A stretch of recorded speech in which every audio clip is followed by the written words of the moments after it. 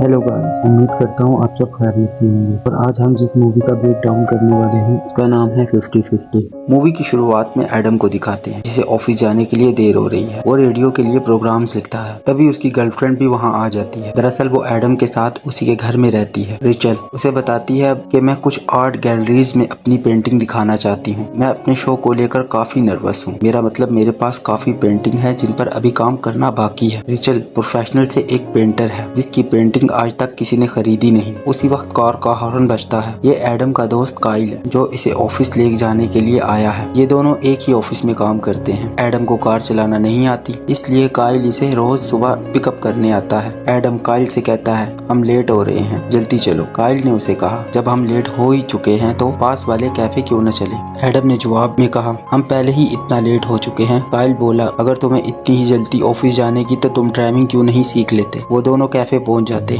जहाँ एडम अपने back pain से परेशान है। काइल ने उसकी बैक पेन के बारे में पूछा। एडम ने कहा मैं आज डॉक्टर के पास जाऊंगा। काइल इससे पूछता है कहीं इस कमर का दर्द रिचल तो नहीं है। एडम इसे बताता है कि हम 3 हफ्तों से इंटीमेट नहीं हुए रिचल की मेडिकल कंडीशन की वजह से। काइल इसके कान भरता है वो लड़की तुम्हें उल्लू बना रही है मेरे दोस्त। रिचल तुम्हारा इस्तेमाल कर रही है। काइल एडम की गर्लफ्रेंड रिचल को बिल्कुल पसंद नहीं करता। एडम कहता है रिचल और मेरा रिलेशन इंटीमेट होने से बढ़कर है। हम एक दूसरे की केयर करते हैं। ऑफिस के बाद एडम अपनी बैक पेन के लिए डॉक्टर से मिलने जाता है। डॉक्टर ने कुछ उसे मेडिकल टर्म्स बताई जो उसके सर के ऊपर से गुजर गई। एडम ने पूछा क्या मुझे कोई प्रॉब्लम है। उसने एडम को बताया तुम्हारी स्पाइन में कोई खास तरीके का ट्यूमर है जिसे मेडिकल लैंग्वेज में एनोमा न्यूरोफाइब्रो सार्कोमा कहते हैं। एडम को समझ नहीं आती है उसके साथ क्या हो गया। उसने कभी ड्रिंक नहीं पी, स्मोक नहीं किया, फिर भी ये बीमारी उसे कैसे हो गई। वो इसके बारे में इंटरनेट पर पढ़ता है जहाँ उसे पता चला कि इसमें सर्वाइवल के चांस सिर्फ 50% है। एडम अपनी गर्लफ्रेंड को इसके बारे में बताता है। वो सुनकर रोने लगी। एडम ने इसे चुप कराते हुए कहा देखो ऐसा नहीं हमारी शादी हो गई है। अगर तुम जाना चाहती हो तो जाओ, मैं बुरा नहीं मानूंगा। रिचल ने उसे बताया कि मैं उसे छोड़कर कभी नहीं जाऊँ। मैं यहीं रहूंगी तुम्हारे पास, तुम्हारा ध्यान रखूंगी। हाय कोई ऐसी हमें भी मिल जाए। एडम ने काइल को भी अपने कैंसर के बारे में बताया। काइल का रिएक्शन अजीब था। वो एडम के कैंसर से ज्यादा इसके नाम और फोटो में इंटरेस्टेड था। काइल ने इससे पूछा कि तुम्हारे बचने के कितने चांस है। एडम ने कहा 50-50। काइल स्माइल करके कहता है पर ये इतना बुरा भी नहीं है मेरे यार, मैंने इससे भी बुरा सोचा था। नौजवान लोग अक्सर कैंसर को मात देते हैं। सारे सेलिब्रिटी को देख लो जैसे लेंस आर्मस्ट्रॉन्ग, वो अब ठीक है। डेक्स्टर भी ओके है। पैट्रिक स्वाजी वो भी ठीक है। एडम ने कहा पैट्रिक स्वाजी मर चुका है। हाँ मुझे इसके बारे में नहीं पता था। दोस्त जो होता है अच्छे के लिए होता है, इसमें क्या अच्छा है। काइल ने उससे पूछा कि तुम्हारे पेरेंट्स ने क्या कहा। मैंने इन्हें अभी तक बताया ही। मेरे डैड को तो कुछ याद नहीं रहता। मेरी मॉम ये सुनकर पागल हो जाएगी। अगले दिन एडम अपने डैड और मॉम को डिनर के लिए इनवाइट करता है। इसने अपनी मॉम को इनवाइट करते हुए कहा था कि मुझे आपसे जरूरी बात करनी है, लेकिन वो अब तक कुछ कह नहीं पाया। उसकी मॉम उससे पूछती है भला क्या बात है जो तुम मुझे बताना चाहते हो। एडम इनसे कहता है पहले आप मुझसे वादा करें, आप शांत रहेंगे। दरअसल एडम की मॉम छोटी छोटी चीजों को लेकर काफी परेशान हो जाती थी। पहले ही वो अपने हस्बैंड की भूलने की बीमारी से परेशान है। एडम ने इन्हें सब कुछ सच बता दिया। वो रोती हुई किचन में गई और कहने लगी मैं तुम्हारे लिए ग्रीन टी बना रही हूँ। मैंने आज ही टुडे शो पर देखा है ग्रीन टी 15% तक कैंसर का रिस्क खत्म कर देती है। एडम ने कहा मॉम मुझे ऑलरेडी कैंसर है तो इस सब का कोई फायदा नहीं। अगले दिन एडम की डॉक्टर मिक्की के साथ अपॉइंटमेंट है जो साइकोलॉजी की डॉक्टर है। उन्हीं सभी पेशेंट को जिन्हें जानलेवा बीमारी होती है एक साइकोलॉजी का डॉक्टर कंसल्ट करने के लिए दिया जाता है ताकि ऐसे पेशेंट की मानसिक स्थिति को ठीक रखा जा सके। जब एडम मक्की के ऑफिस पहुंचा, एक लड़की जो उसी की उम्र की है सोफे पर बैठकर बर्गर खा रही है। एडम को पता चला कि यही डॉक्टर मक्की है। वो इससे पूछता है कि तुम ज्यादा यंग नहीं डॉक्टर बनने के लिए। डॉक्टर मक्की जिसका नाम कैटी है इसने बताया मैं अभी ट्रेनिंग पे हूँ। एडम ने पूछा क्या मैं तुम्हारा पहला पेशेंट हूँ। कैटी ने कहा नहीं दूसरा। नो तीसरा। हाँ तीसरा। एडम ने पूछा तुम्हारे दूसरे 2 पेशेंट कैसे हैं। कैटी ने बताने से इनकार कर दिया। वो उसे बताती है डॉक्टर रोज ने मुझे तुम्हारी सिचुएशन बताई है। मैं समझ सकती हूँ ये तुम्हारे लिए कितना मुश्किल वक्त है।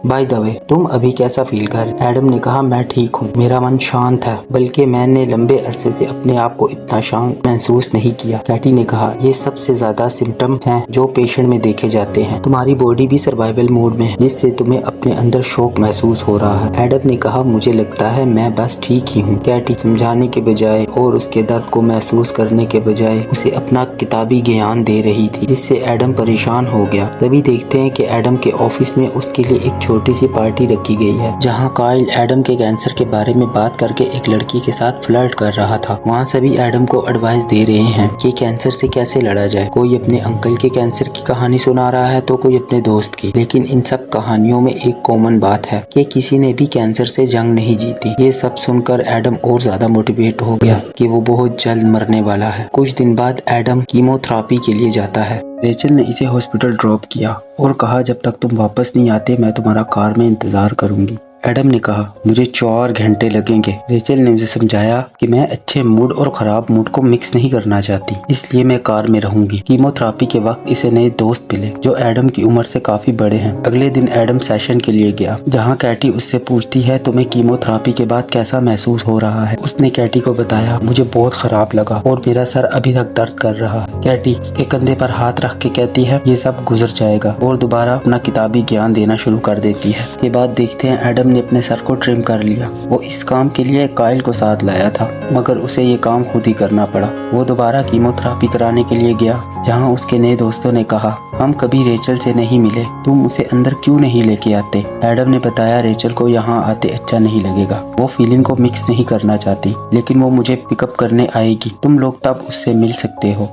एडम ने रेचल को वॉइस मेल किया, तुम हो कहाँ? एडम ने अपने दोस्तों को ये कहते भेज दिया, रेचल को भी थोड़ा वक्त लगेगा। 1 घंटे मुसलसल इंतजार करने के बाद रेचल आई। एडम ने उसे कहा, तुम्हें ये सब करने की जरूरत नहीं, अगर तुमसे ये सब नहीं हो रहा तो। रेचल ने उसे कहा सॉरी और बोला, फिर कभी ऐसा नहीं होगा। अगले दिन काइल और एडम लाइब्रेरी जाते हैं कुछ बुक परचेज करने के लिए। बुक एडम को साइकोलॉजी डॉक्टर केटी ने सजेस्ट की थी। काइल ने वहाँ एक लड़की को देखा और एडम की बीमारी का फायदा उठाने के लिए उसके पास पहुंच गया। उसने क्लियर से दोस्ती कर ली। रात हो गई, एडम ने घर पर अकेला था, तभी उसकी मोम का कॉल आया, जिसे एडम ने इग्नोर कर दिया। दूसरी तरफ काइल बुक स्टोर वाली लड़की, जिसका नाम क्लियर है, उसके साथ आर्ट गैलरी में गया। वो क्लियर की दिखाई हुई पेंटिंग की जबरदस्ती तारीफ कर रहा होता है। तभी उसे रेचल दिखती है, जो एक जंगली जैसे आदमी को किस कर रही होती है। काइल ने एकदम इसकी फोटो ले ली। देर रात रेचल घर पहुंची। वो एडम से कहती है, आई एम सॉरी, मैं तुम्हें जगाना नहीं चाहती थी। जब एडम ने उसे अपने पास बुलाया तो उसने दिखावा किया कि जैसे मैं बहुत थकी हुई हूँ। तभी काइल वहाँ आ जाता है, मैंने तुम लोगों को डिस्टर्ब तो नहीं किया? एडम ने कहा, नहीं, बस हम सोने जा रहे थे। काइल ने कहा, मुझे माफ करना, पर मैं पड़ोस में ही था अपनी डेट के साथ। मेरी डेट बकवास जा रही थी, लेकिन कोई और था जिसकी डेट परफेक्ट जा रही थी। एडम, मैं तुम्हें कुछ दिखाना चाहता हूँ। उसने अपनी जेब से मोबाइल फोन निकाला और वो पिक्चर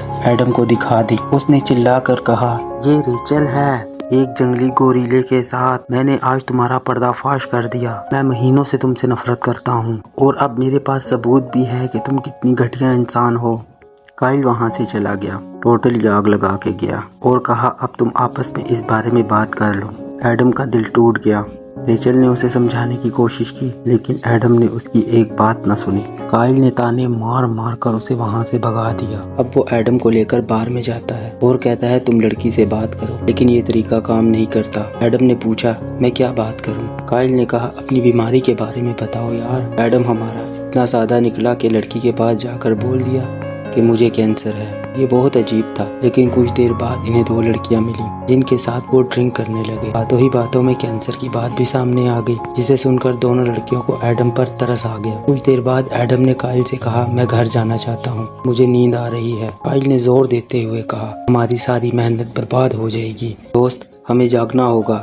जब तक ये लड़कियां जागेंगी तभी तो हम मजा कर पाएंगे। सच में दोस्त, लाइफ में एक ऐसा संगी दोस्त होना चाहिए। एडम ने इन सबको बताया, मैं बहुत थका हुआ हूँ, शायद ये कीमो की वजह से है, इसीलिए मैं अब घर जाना चाहता हूँ। सब निराश हो जाते हैं। तभी एडम ने कहा, मेरे घर में कुछ नशे वाली दवाइयाँ हैं, अगर तुम सब आके देखना चाहो तो। वो सब एडम के घर पहुँच जाते हैं। मेडिकल सिचुएशन की वजह से एडम अपने दोस्तों के साथ एंजॉय नहीं कर पाता। अगले दिन एडम को बस स्टैंड पर बैठा देख कैटी इसे राइड ऑफर करती है। कैटी ने इसे ड्रॉप करते हुए अपना नंबर दिया। एडम काइल को अपने नए दोस्त से मिलवाता है।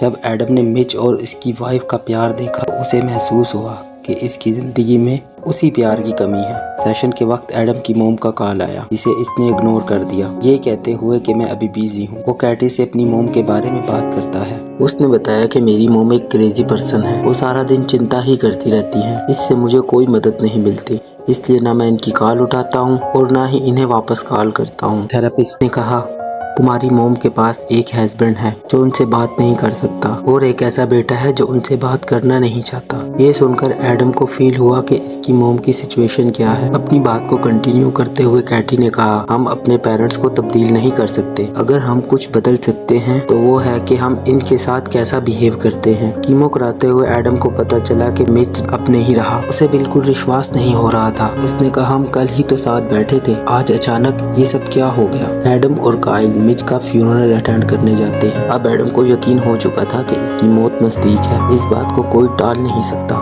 के वक्त उसने कैटी को कहा तुम्हें ये दिखावा करने की जरूरत नहीं कि सब ठीक हो जाएगा, क्योंकि सब ठीक नहीं होने वाला और मुझे इससे कोई शिकायत नहीं। कैटी जब उसे समझाने की कोशिश करती है तो एडम का गुस्सा फूट पड़ता है और वो वहाँ से उठकर चला जाता है। एडम अपने पेरेंट के साथ डॉक्टर से मिलने जाता है, जहाँ उसने अपनी मोम से माफी मांगी अपने बर्ताव के लिए। वो समझ गया था कि उसकी मोम की सिचुएशन क्या है। इस बीच डॉक्टर भी वहाँ आ गया। उसने बताया कि हमें ट्यूमर को जल्द से जल्द रिमूव करना होगा। डॉक्टर ने सर्जरी के खतरे से भी इनकी फैमिली को रूबरू करवाया। अगले दिन एडम की सर्जरी है। इसके पास शाहिद आखिरी रात है। इसने काइल से कहा मैं ड्राइविंग करना चाहता हूँ। काइल ने कहा आज रात हम लड़कियों के साथ मजे कर सकते हैं, तुम कहो तो स्काई डाइविंग कर सकते हैं और तुम्हें वो करना है जो मैं 15 साल की उम्र में सीख लिया था। एडम उसे चाबी लेकर गाड़ी चलाने लगता है। एडम कार को वन वे साइड पर ले गया। काइल इसके कान पर चिल्ला रहा था गाड़ी को रोको, ये तुम क्या कर रही हो। काइली ने हैंड ब्रेक खींच दी और गाड़ी रुक गई।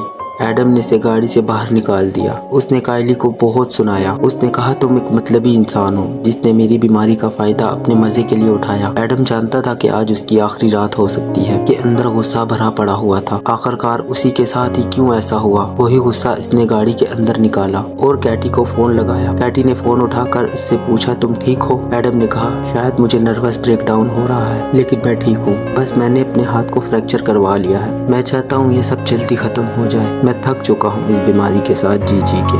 अगर कल सर्जरी से भी काम नहीं बनता तो सब खत्म हो जाएगा और मैं अपनी जिंदगी में कनाडा भी नहीं जा सका और ना कभी किसी लड़की को ये बता सका कि मैं उससे कितना प्यार करता हूँ। काश तुम मेरी गर्लफ्रेंड होती। कैटी ने कहा गर्लफ्रेंड अच्छी भी हो सकती है, बस तुम्हारी वाली खराब निकल गई। एडम ने कहा मैं जानता हूँ तुम अच्छी गर्लफ्रेंड हो। काइली बहुत नशे में था। एडम उसे उसके फ्लाइट पर ले जाता है। वॉशरूम में हाथ धोते हुए उसे एक बुक मिली, फेसिंग कैंसर टुगेदर। ये बुक काहिल लगभग पूरी पढ़ चुका था। काइल एक ऐसा इंसान है जिसका बुक से दूर दूर तक कोई लेना देना नहीं है, लेकिन अपने दोस्त के लिए वो रोज इस बुक को पढ़ता है। एडम को रियलाइज हुआ कि इसने काइल को कितना गलत समझा। आज एडम की सर्जरी है। काइल हमेशा की तरह उसे लेने आया है, लेकिन हमेशा की तरह हंस नहीं रहा, बल्कि कुछ नहीं बोल रहा। एडम हॉस्पिटल जाने से पहले काइल को गले लगाता है। एडम की आंखों में आंसू हैं।